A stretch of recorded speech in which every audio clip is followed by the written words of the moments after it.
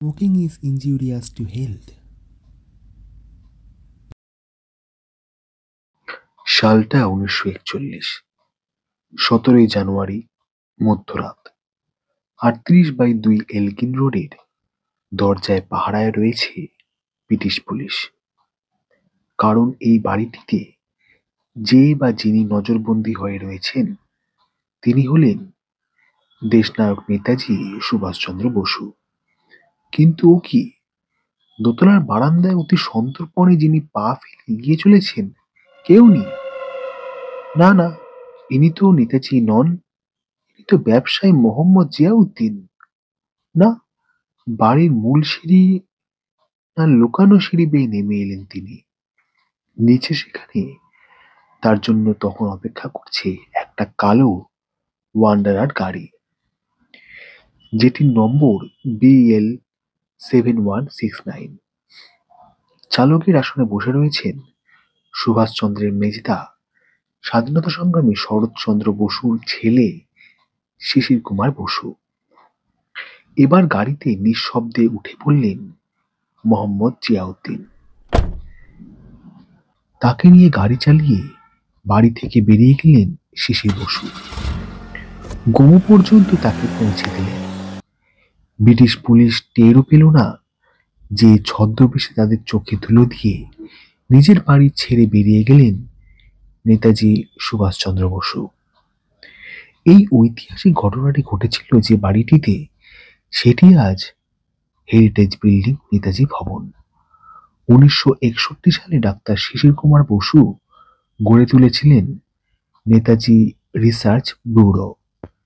এই ব্যুরোর তত্ত্বাবধানে এলগিন রোডের বাড়িতে তৈরি হয়েছে নেতাজি মিউজিয়াম, যে বাড়ি ভারতের স্বাধীনতা সংগ্রামের ইতিহাসের এক জীবন্ত নিদর্শন। সোমবার বাদে প্রতিদিনই বেলা 11টা থেকে বিকেল 5টা পর্যন্ত খোলা থাকে নেতাজি ভবন। টিকিটের দাম বড়দের জন্য 20 টাকা আর ছোটদের জন্য 10 টাকা।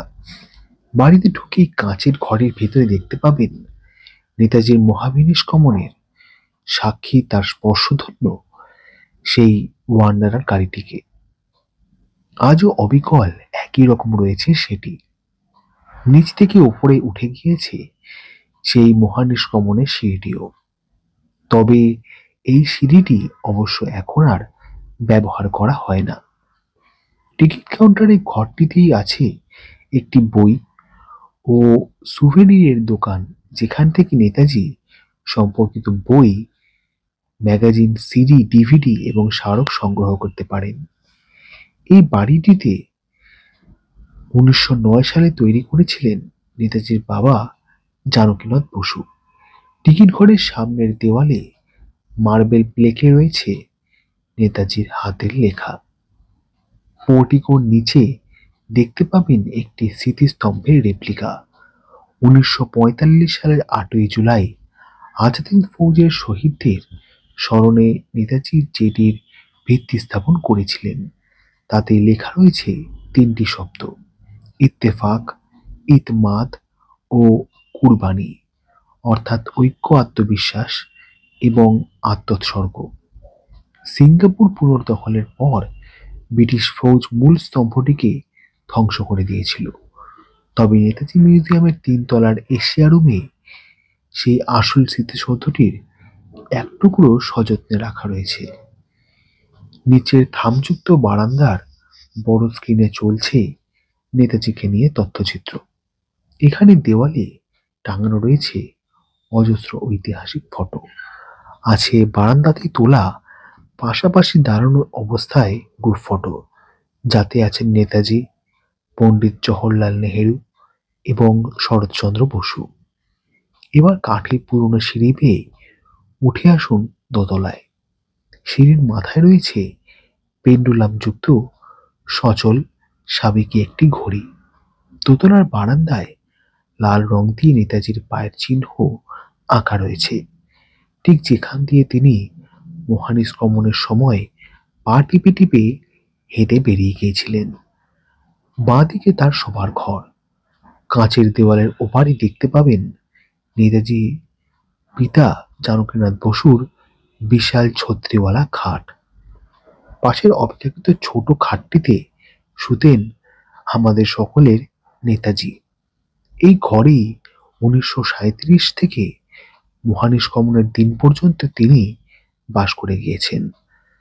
ঘরটির ভেতরে কোনো বদল আনা হয়নি।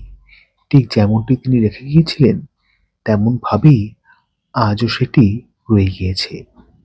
নেতাজির খাটের ওপর রয়েছে একটি ভাঁজ করা কম্বল।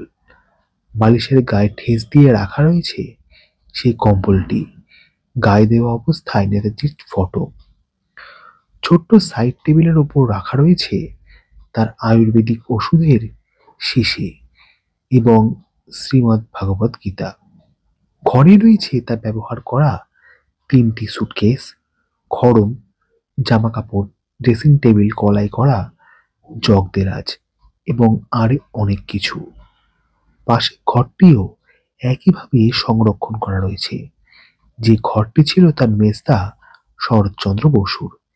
এবার চলে আসুন নেতাজির অফিস ঘরে, যেটা সাজানো রয়েছে নানান বই, পত্রপত্রিকা, টেবিল, সোফা আর বিভিন্ন সময় নেতাজিকে দেওয়া বিভিন্ন মানুষের উপহার দিয়ে, যার মধ্যে আছে একটি সুন্দর ছোট্ট চরকাও।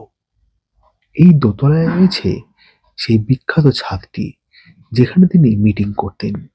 এই ছাদেই তোলার নেতাজির অনেক ফটোও আছে, যা আমরা বহুবার বিভিন্ন মাধ্যমে দেখেছি।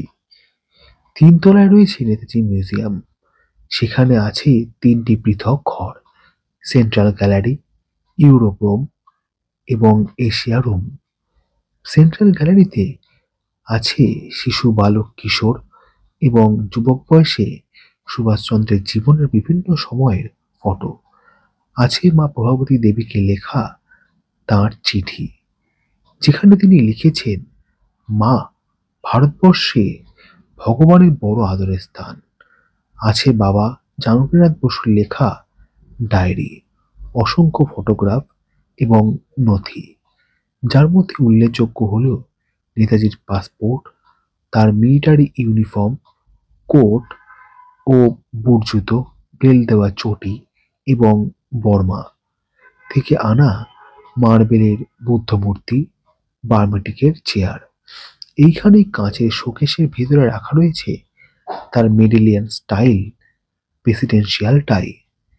1933 সাল থেকে 1936 সাল পর্যন্ত ইউরোপে থাকাকালীন নেতাজির বহু ফটো এবং নথি দিয়ে সজ্জিত হয়েছে এই গ্যালারিটি। যে কালো কোটখানা গায়ে দেওয়া অবস্থায় তার ছবি এতদিন দেখে এসছেন, এখানে এলে এবার সেই কোটখানা সচক্ষে দেখতে পাবেন। আছে 3টি কিয়স্ক, যা স্পর্শ করলে স্ক্রিনে ফুটে উঠবে নেতাজি মিউজিয়াম সম্পর্কিত যাবতীয় তথ্য। নেতাজি রিসার্চ ব্যুরোর বিভিন্ন কর্মকাণ্ড, গ্যালারি ব্যুরো থেকে প্রকাশিত বইয়ের তালিকা ইত্যাদি। 1941 সালের 16ই জানুয়ারি রাত 9টার সময় মহানিষ্ক্রমণের আগে শেষবারের মতো এই বাড়িতে নেতাজি রাতের খাওয়া শেষ করেছিলেন। সেদিন যে পাথরের থালাবাটিতে তিনি খেয়েছিলেন, এই সেন্ট্রাল গ্যালারিতে সযত্নে রাখা রয়েছে সেগুলো। এবার চলে আসুন ইউরোপ রুমে। ব্রিটিশ সরকার নেতাজিকে হত্যা করার যে নির্দেশ জারি করেছিল, তার 2টি কপি আছে সেখানে। আছে তার ব্যবহার করা কোট, জুতো, মোজা এবং টুপি। ইতিহাস যেন স্তব্ধ হয়ে রয়েছে এই রুমের প্রতিটি ছবি এবং জিনিসপত্রের মধ্যে। এশিয়া রুমে রয়েছে সুভাষ বসুর সেই বিখ্যাত সাবমেরিনের একটি মডেল। আছে আইএনএ সুপ্রিম কমান্ডার হিসেবে নেতাজির পরা পোশাক, বুট, টুপি এবং বেল্ট। সিঙ্গাপুরে থাকার সময় যে ডেস্ক এবং চেয়ার তিনি ব্যবহার করতেন, সেগুলো চেন দিয়ে ঘিরে রাখা রয়েছে এখানে। একটি কাঁচের বড় কেসের ভেতরে রাখা রয়েছে সেই বিখ্যাত সামুরাই শর্টটি, যেটি 1943 সালের নভেম্বরে নেতাজিকে টোকিও থেকে উপহার দেওয়া হয়েছিল। তলোয়ার হাতে ঘোড়ার পিঠে চড়া নেতাজির মূর্তি তো সবাই দেখেছেন, তবে এই এশিয়া রুমের সবচেয়ে মন কাড়া জিনিসটি হলো একটি শুকিয়ে যাওয়া মালা, যে মালাটি গলায় পরিয়ে 1943 সালের 21শে অক্টোবর সিঙ্গাপুরের মানুষ তাদের প্রিয় নেতাজিকে বরণ করে নিয়েছিলেন। হয়তো ফুলগুলো শুকিয়ে গিয়েছে কালের নিয়মে, জীর্ণ হয়ে গিয়েছে সেই মালাটিও, কিন্তু সেটি তো একদিন নেতাজির স্পর্শ পেয়েছিল। 1945 সালের 17ই আগস্ট সাইগন এয়ারপোর্টে তোলা নেতাজির সুভাষচন্দ্র বসুর শেষ পাওয়া ফটোটিও প্রদর্শিত রয়েছে এই রুমে। এই রুমের দেওয়ালে রয়েছে আরো একটি অভূতপূর্ব জিনিস, নেতাজির 2 হাতের ছাপ, যা দেখলে সত্যি শরীরে শিহরণ জেগে ওঠে। নিচের তলায় রয়েছে 100 দর্শক আসন বিশিষ্ট শরৎ বোস হল এবং 400 আসন সমন্বিত নেতাজি প্যাভিলিয়ন। এখানে অনুষ্ঠিত হয়ে থাকে বিভিন্ন সেমিনার, প্রদর্শিত হয় নেতাজির ওপর তৈরি তথ্য এবং কাহিনীচিত্র। আগামী মঙ্গলবার 23শে জানুয়ারি নেতাজির জন্মজয়ন্তী, তাহলে একদিন সময় করে অবশ্যই দেখে আসুন সুভাষচন্দ্র বসুর পদধূলি ধন্য এই ঐতিহাসিক নেতাজি ভবনটি।